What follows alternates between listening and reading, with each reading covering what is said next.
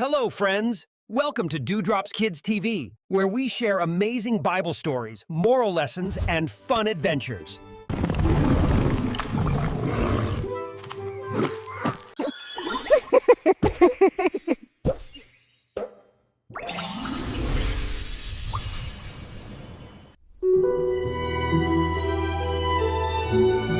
This is the story of a prophet, a lump of clay, and a message spun on a potter's wheel.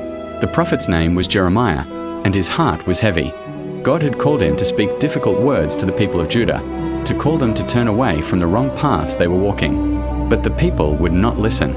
Jeremiah felt the weight of their stubbornness, and he wondered what God would do with a nation that refused to change. Then, one day, the word of the Lord came to Jeremiah with a simple command: "Go down to the potter's house, and there I will give you my message." So Jeremiah went.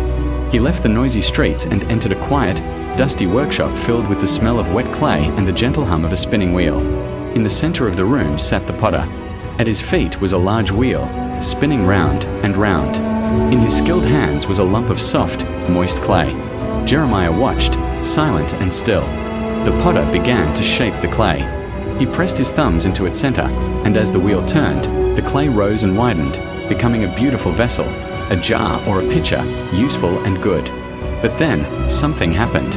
Perhaps a small stone was hidden in the clay, or the potter's pressure was uneven.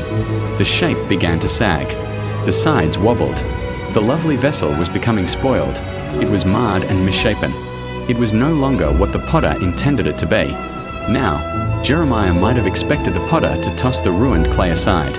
But that is not what happened. The potter did not discard it.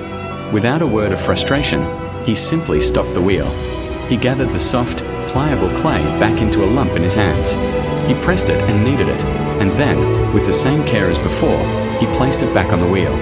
He began to spin it again, and under his gentle, firm touch, the very same clay was reshaped. It became a new vessel, just as good and useful as the first, according to the potter's will.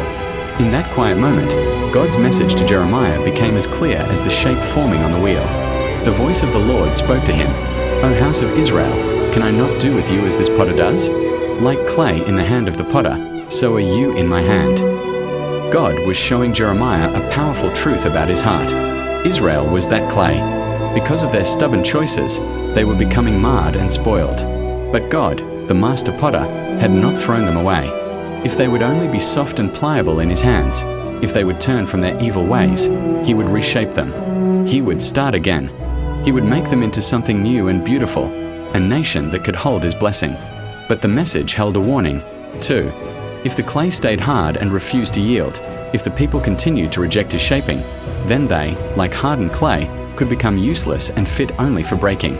Jeremiah left the potter's house with a new understanding. God is both sovereign and patient. He has a perfect plan for his people, but he gives them a choice to be shaped by it. He is always ready to remake, to restore, and to start anew when a heart turns back to him, soft and willing. This story reminds us that we are all like clay in the hands of a loving, skillful potter. Our lives can become marred by our own mistakes and stubbornness, but the wheel has not stopped spinning. If we allow ourselves to be soft in God's hands, if we trust his shaping and turn to him, he will never throw us away. He will patiently, lovingly, reshape us into something good and useful, a vessel made for his purpose. The question is not whether the potter can shape the clay, but whether the clay will yield to the potter's touch. Like and subscribe for more Bible stories.